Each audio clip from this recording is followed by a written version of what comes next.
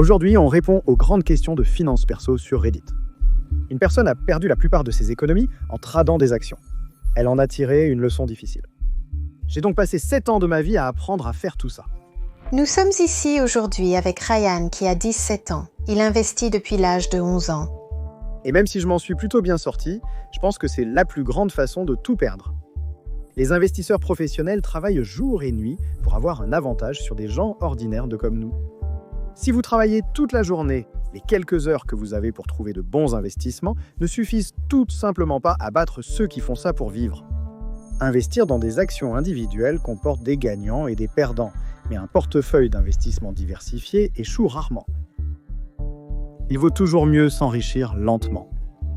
Parce que ceux qui gagnent de l'argent rapidement peuvent le perdre tout aussi vite. Il y a 2 façons de devenir très riche. La première est la méthode sûre. C'est lorsque vous placez votre argent dans des investissements plus sûrs comme l'immobilier ou les fonds indiciels. Vous n'obtiendrez jamais de rendement fou, mais votre valeur nette augmentera progressivement avec le temps, jusqu'à ce que vous ayez assez d'argent pour vous détendre. La deuxième approche est un désastre pour la plupart des gens. Cela implique de risquer plus que ce que vous pouvez perdre et de prendre des décisions impulsives qui anéantissent vos économies. Prenez beaucoup de risques avec votre temps pour gagner de l'argent, mais préservez votre richesse durement acquise à tout prix. Je gagne 1 000 € par mois d'intérêt en gardant 250 000 € à la banque. Garder votre argent sur un compte bancaire est probablement l'une des pires décisions qui soit. Il existe de nombreuses autres options d'investissement sûres offrant de meilleurs rendements, comme l'immobilier. Laissez-moi vous expliquer. Vous pourriez verser un acompte de 25% sur un bien immobilier d'investissement et emprunter le reste via un prêt hypothécaire. Supposons que le loyer que vous percevez chaque mois soit égal à l'hypothèque que vous devez payer sur le bien. Cela signifie que vous ne gagnerez pas d'argent en le louant. La seule façon de gagner de l'argent, c'est si la valeur du bien immobilier augmente. Au cours des 30 dernières années, les prix des maisons aux États-Unis ont augmenté de 5,5% par an. Donc si vous investissez 250 000 sur une propriété d'1 million, un rendement annuel de 5,5% vous rapporte 55 000 de bénéfices par an, soit 4 583 par mois. C'est plus de 3 fois ce que vous rapporterait un compte bancaire. Bien que les propriétés nécessitent parfois de l'entretien et demandent un peu de temps à gérer, il y a aussi des taxes supplémentaires et des frais cachés liés à l'achat et à la vente de biens immobiliers. J'ai un emploi bien payé et je peux maintenant me permettre ce que je veux pour la première fois. Mon rêve est de lancer une petite entreprise et de vendre de l'art à côté. Je suis vide et déprimé quand je vais travailler. Le problème, c'est que les réseaux sociaux nous forcent à croire que tu es soit un employé, soit un chef d'entreprise. Mais en réalité, tu pourrais faire les deux. Débute un projet parallèle. Ne démissionne de ton emploi principal que lorsque tes revenus annexes équivalent ton salaire habituel. De cette façon, si ton projet parallèle échoue, tu pourras essayer autre chose et continuer à joindre les 2 bouts grâce à ton emploi principal. Te récompenses-tu après avoir atteint un objectif financier ? On dit que demain n'est pas garanti, alors il faut profiter de la vie. Célébrer est important, mais il faut considérer la situation dans son ensemble. Tu peux te faire plaisir d'une manière qui te rend heureux sans te ruiner. Dépenser plus ne rime pas toujours avec bonheur. L'essentiel, c'est de célébrer modestement et de viser grand. Quand j'ai gagné mes premiers 10 000, je me suis offert un milkshake à 3 €.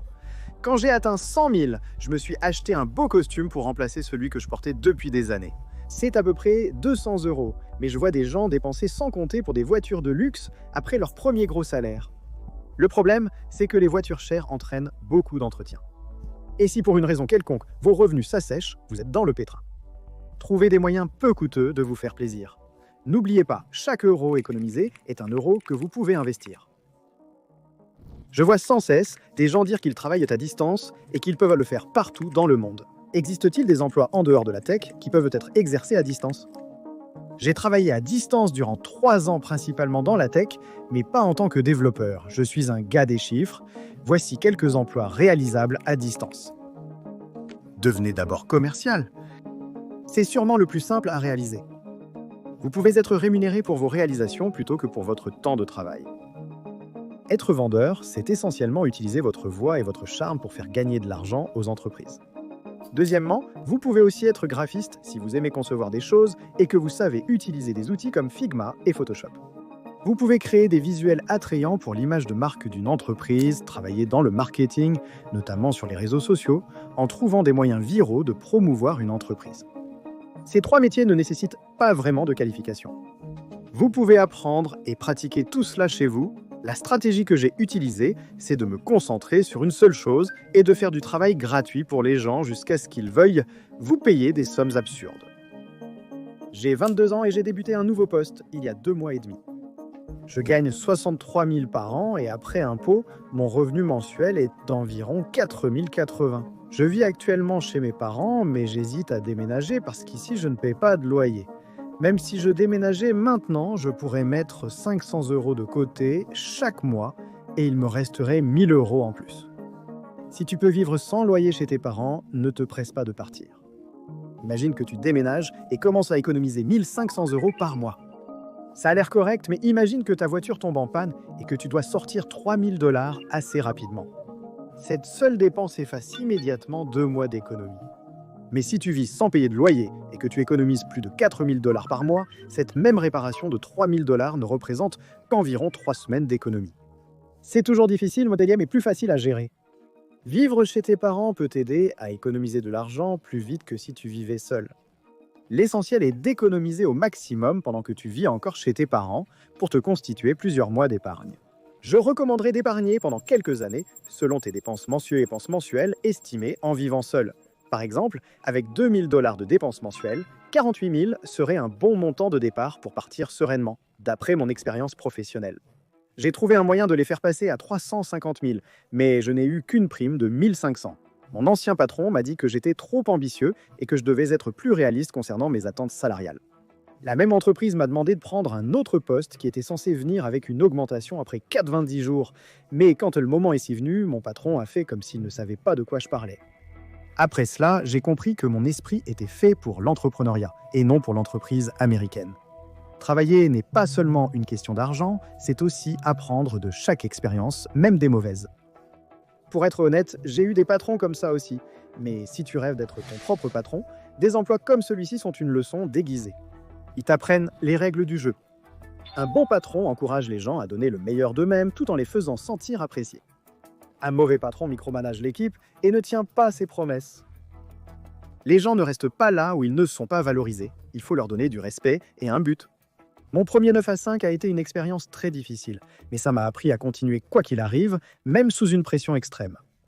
Quand tu travailles pour différentes entreprises, si tu fais beaucoup pour elles, que tu décides de partir ou de rester, les gens le remarqueront. Les grands leaders reconnaissent les guerriers.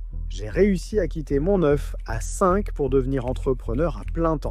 Un inconnu demande « Combien de trésorerie as-tu » Ils répondent « 1 ou 2 mois, mais j'ai déjà un client payant et un site web qui rapporte un peu. » Donc cette personne a quitté son travail avec à peine 2 mois de trésorerie.